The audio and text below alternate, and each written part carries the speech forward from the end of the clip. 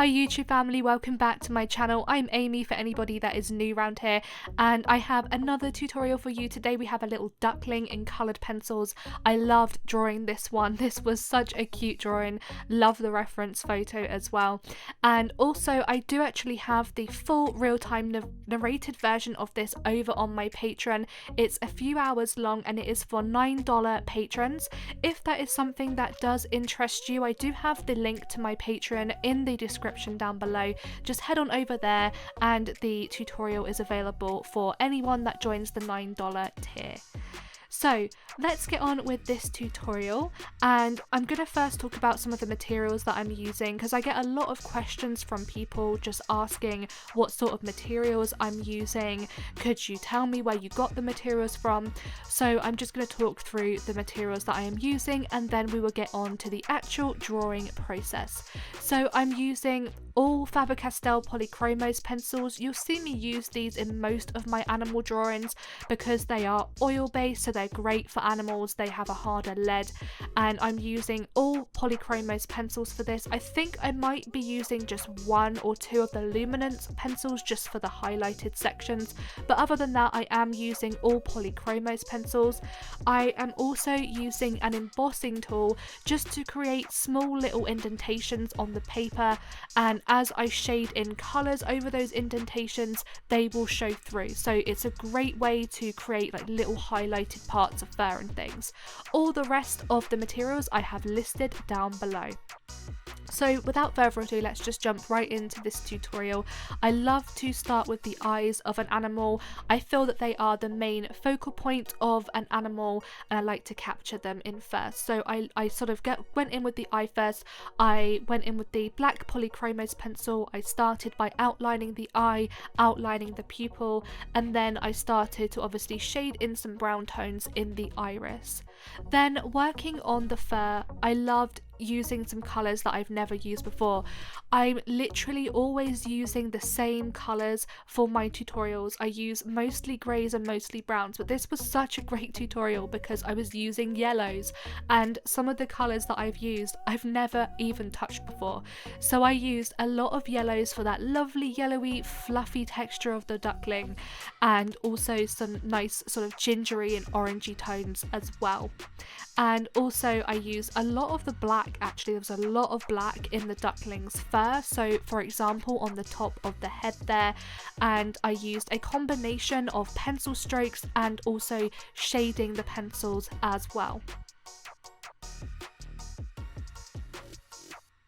So what I typically like to do is I like to just start with the eye area first and then work my way around the eyes. It's just how I like to do it. I feel like the eyes are like the main focal point area of an animal, and I just like to capture them in first.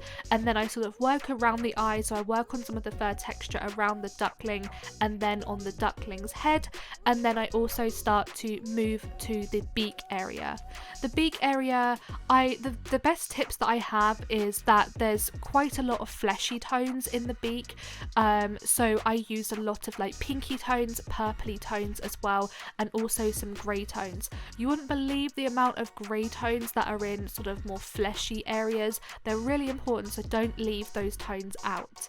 So I used a lot of lighter grey tones, I used some warm grey tones, some cool grey tones, I used some purple and some more fleshy tones like the light flesh, the medium flesh as well, and also some brown ochres.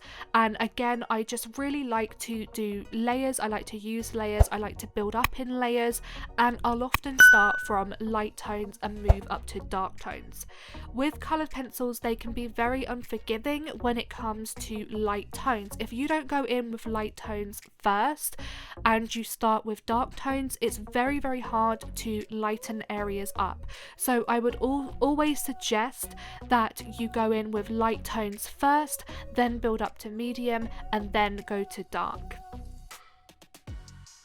The beak was also quite defined in places as well, so you'll see me going in with the black pencil and redefining areas of the beak. We're also drawing that really soft and fluffy duck fur as well, or duck feathers I should say. So the best tips that I have for that is a lot of shading. I did a lot of shading for this tutorial. I typically avoided using a lot of pencil strokes. What I'll normally do for tutorials is I'll use a lot of pencil strokes to go in and create that fur texture. For this I mainly use a lot of shading, and also where I had used the embossing tool, as I shaded over those lines showed through and sort of created those more specific little fur details.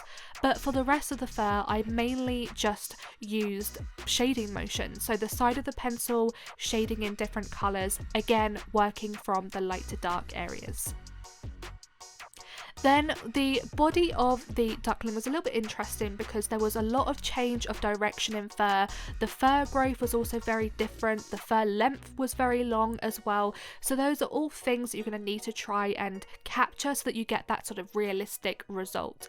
So where there's a change in direction, you want to truly reflect what is in the reference photo and make sure that you also change the direction of the fur growth. A great tip I have for that is trying to include some little specific details when you go in with actually doing the sketching process before you go in drawing. When you're actually doing your initial sketch, include some of the actual fur texture details so that you know where they are and you know where there's a change in direction. Also, your pencil strokes are really important, so if you're drawing fur that is very long or feathers that are very long, then you want to be having long pencil strokes as well.